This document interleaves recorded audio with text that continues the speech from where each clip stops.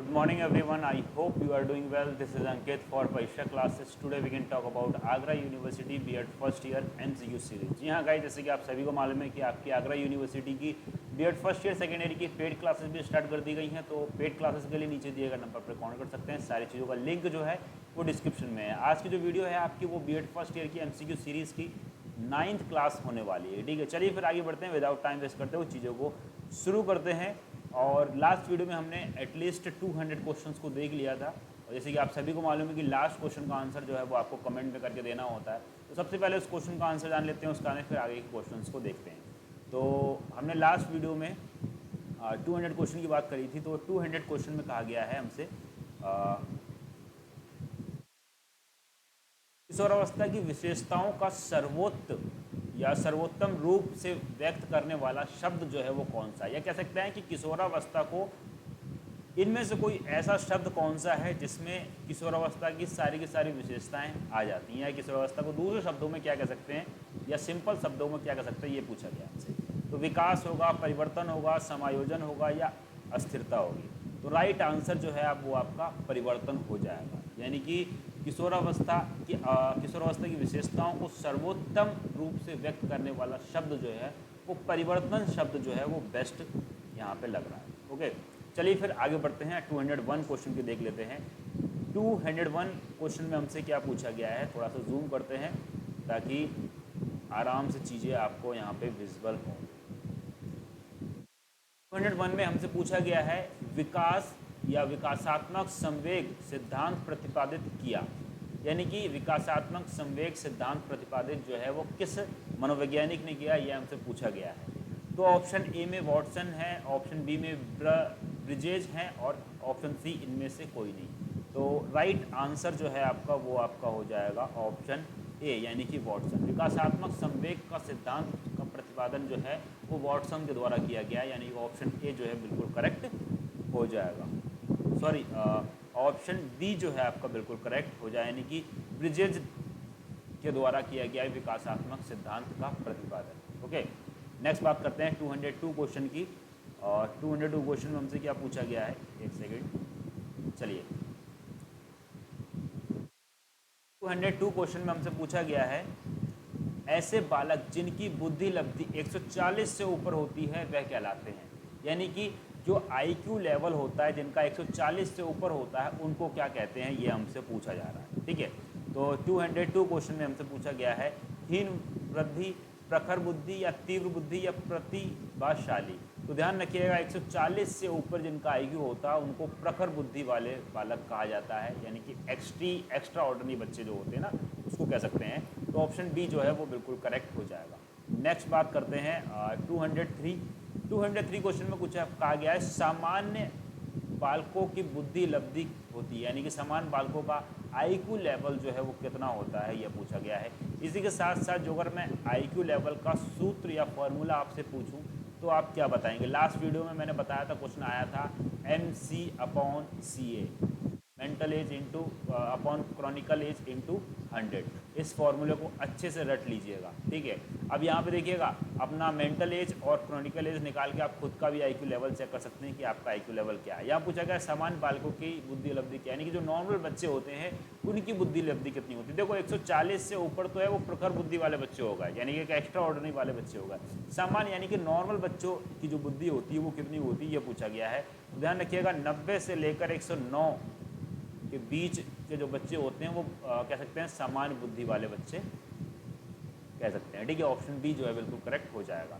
Next बात करते हैं 204 क्वेश्चन की। 204 क्वेश्चन में हमसे क्या कहा गया है कि बुद्धिहीन बुद्धि यानी कि मेंटल डिफेक्टिव बालकों की बुद्धि लब्धि होती है।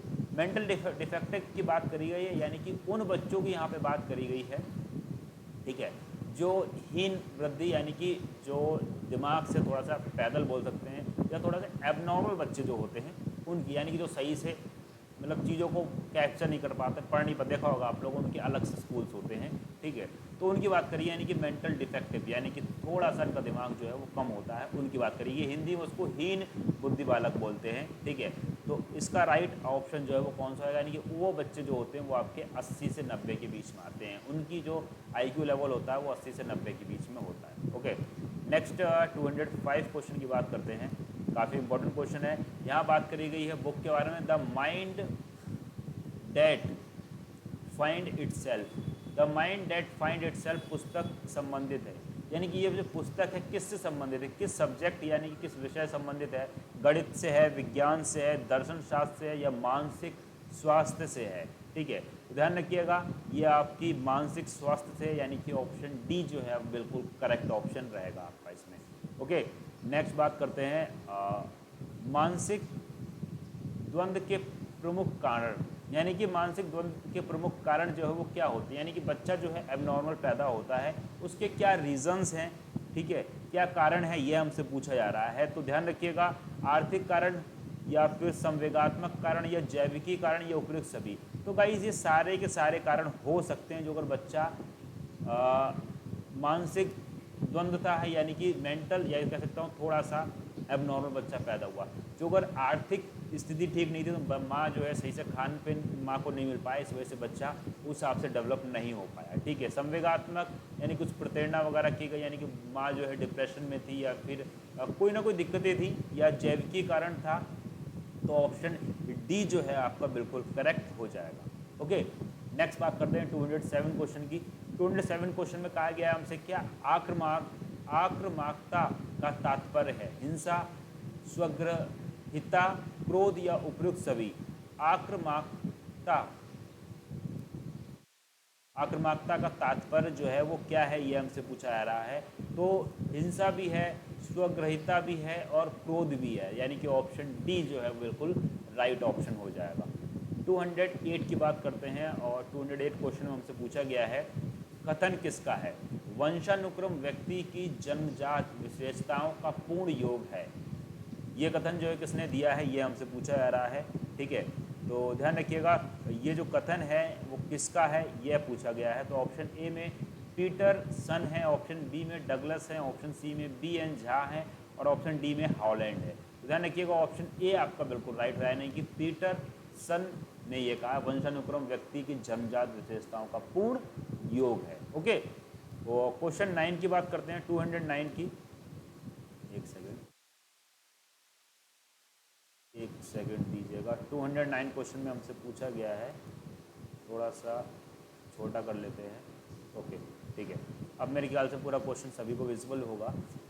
209 क्वेश्चन में कहा गया है माता पिता बालक के जन्मदाता ना होकर केवल बीज कोश के संरक्षण हैं जिससे वे अपनी संतान को देते हैं, यह सिद्धांत किसका है। यानी कि यहाँ कहा गया, यानी कि जो माता पिता हैं वो बच्चों के क्या है, जन्मदाता ना होकर केवल उनके बीज कोश हैं, यानी कि सिर्फ माता पिता से मिलकर बच्चा बनता है, ये यहाँ पे कहा गया है। तो ये जिससे वे अपने संतान को देते हैं। ठीक है, यह सिद्धांत जो है वो किसका है, ये हमसे पूछा जा रहा है। तो ध्यान रखिएगा यह सिद्धांत आपका बीज कोश की निरंतरता का सिद्धांत है, यानी कि ऑप्शन सी जो है वो बिल्कुल राइट ऑप्शन हो जाएगा। नेक्स्ट बात करते हैं 210 की।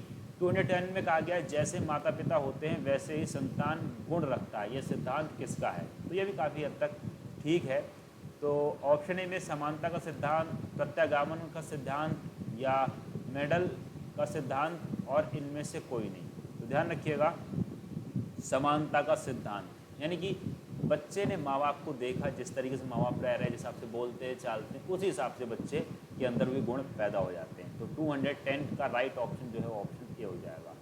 नेक्स्ट 211 की बात करते हैं। 211 में पूछा गया है हमसे क्या, वातावरण वह बाहरी शक्ति है जो हमें प्रभावित करती है, यह कथन जो है किसका है, ये हमसे पूछा गया है। ठीक है, तो एनास्टेंसी या जिसवर्ड्स या रास या वुडवर्थ, राइट ऑप्शन जो है आपका रास हो जाएगा, ऑप्शन सी जो है बिल्कुल करेक्ट हो जाएगा।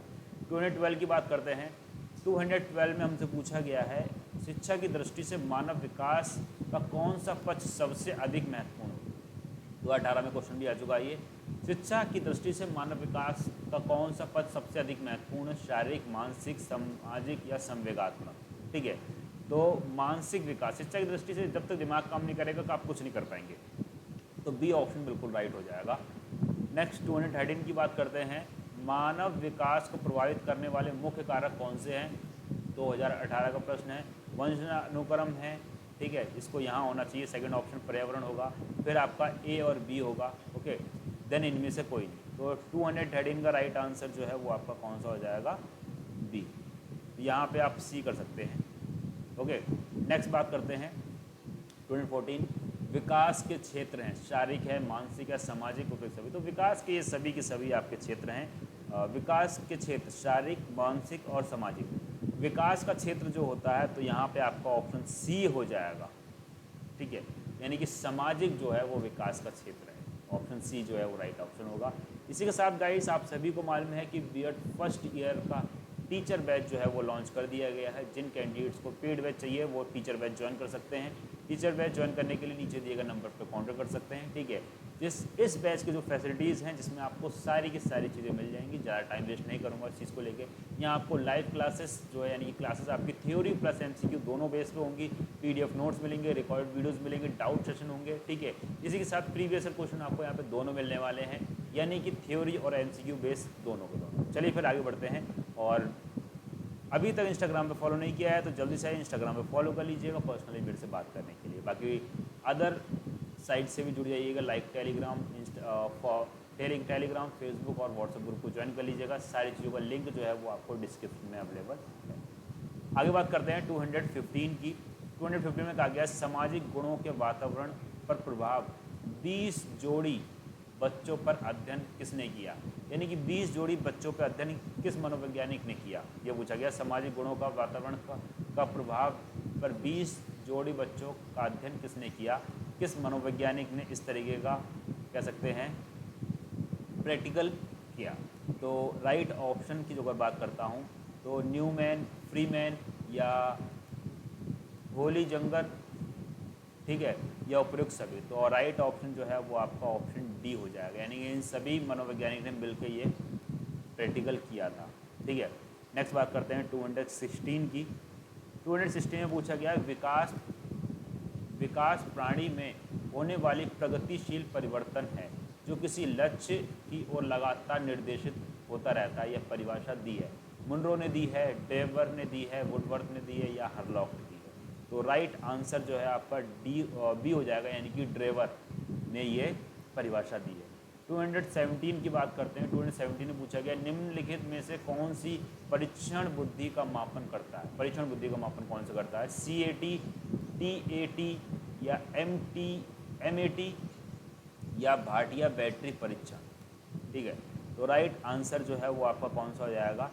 TAT, ऑप्शन बी जो है बिल्कुल करेक्ट हो जाएगा। नेक्स्ट 218 की बात करते हैं। 218 में पूछा गया है वंशानुक्रम का मुख्य सिद्धांत क्या है? बीज कोश की निरंतरता का सिद्धांत, सेकंड ऑप्शन समानता का सिद्धांत, थर्ड ऑप्शन जो है आपका इसमें वो है प्रज्ञात्मक सिद्धांत और ऑप्शन डी जो है उपयुक्त सभी। तो राइट आंसर जो है आपका वो हो जाएगा ऑप्शन डी, यानी कि वंशानुक्रम की मुख्य सिद्धांत जो है जिसमें बीज कोश का निरंतर का सिद्धांत भी रहेगा, समानता का सिद्धांत, प्रत्यागमन का सिद्धांत और उपयुक्त सभी। तो ऑप्शन डी करेक्ट हो जाएगा।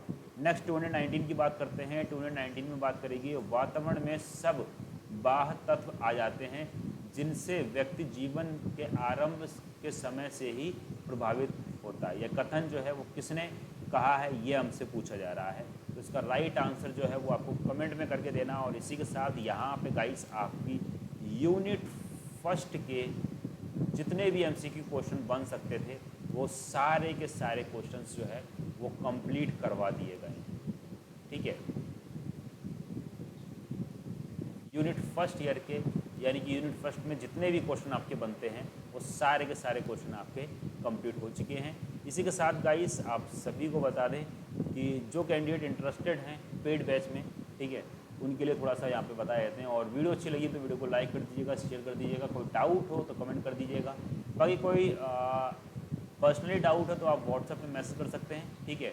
और यहाँ पे व्हाट्सएप पे मैसेज करने के बाद जो भी टेक्निकल टीम है वो आपको सारी की सारी डिटेल्स वगैरह बता देगी। और इसी तरीके से टेलीग्राम ग्रुप को ज्वाइन कर लीजिएगा। जो फ्री PDF होती हैं वो आपको टेलीग्राम के थ्रू अवेलेबल करवा दी जाती हैं या फेसबुक के थ्रू।